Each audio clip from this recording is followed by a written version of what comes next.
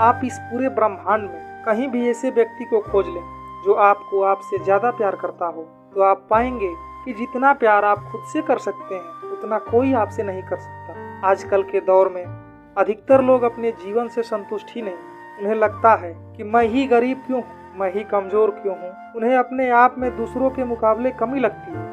वे इसका दोष भगवान को देते हैं, उन्हें ही अपनी स्थिति का कारण ठहराते हैं। इस कहानी में आपको इस प्रश्न का संपूर्ण उत्तर मिल जाएगा और आप अपने जीवन से संतुष्ट भी महसूस करेंगे।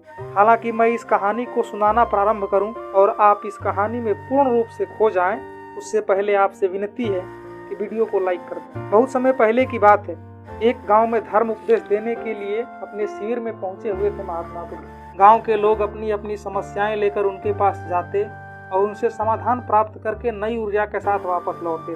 गांव के बाहर एक गरीब राह में बैठा हुआ बुद्ध के पास आते जाते लोगों को निहारता रहता। उसने देखा कि दुखी चेहरा लिए भारी कदमों से लोग भगवान गौतम बुद्ध के शिविर में जाते हैं और नई ऊर्जा के साथ चेहरे पर खुशी व आनंद लिए वापस लौटते हैं। गरीब ने सोचा कि क्यों न मैं भी भगवान बुद्ध के पास अपनी समस्या लेकर जाऊं। यह सोचकर हिम्मत करके वह शिविर की ओर चल देता है। चूँकि शिविर में एक एक कर क्रमबद्ध तरीके से व्यक्तियों को प्रवेश मिलता है, इसलिए वह अपनी बारी की प्रतीक्षा करने लगता है। जो कुछ उसने रास्ते में देखा था अब उसे यहाँ साक्षात देखने को मिल रहा था।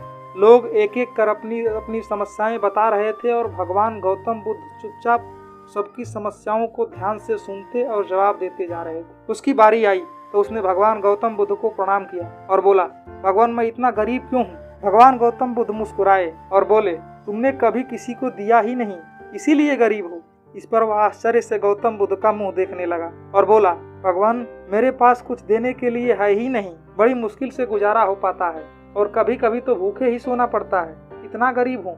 भगवान गौतम बुद्ध शांत भाव से बोले, तुम्हारे पास एक चेहरा है, किसी को भी मुस्कुराहट दे सकते हो। तुम्हारे पास मुंह है, किसी को भी प्रशंसा भरे कुछ शब्द दे सकते हो। जो हाथ तुम्हारे पास है, किसी की भी मदद कर सकते हो।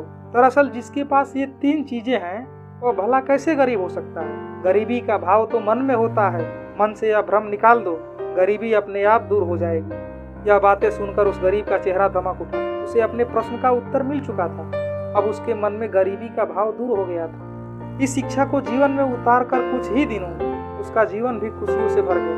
मित्रों, मनुष्य का जीवन एक अनमोल अवसर है और विधाता की असीम कृपा का तोहफा है। हमारा सर्वप्रथम यह कर्तव्य होता है कि हम उस परम परमेश्वर की इनायतों को समझें, ईश्वर की कृपा को जानने की कोशिश करें। और इसका सबसे आसान तरीका है खुद को समझना।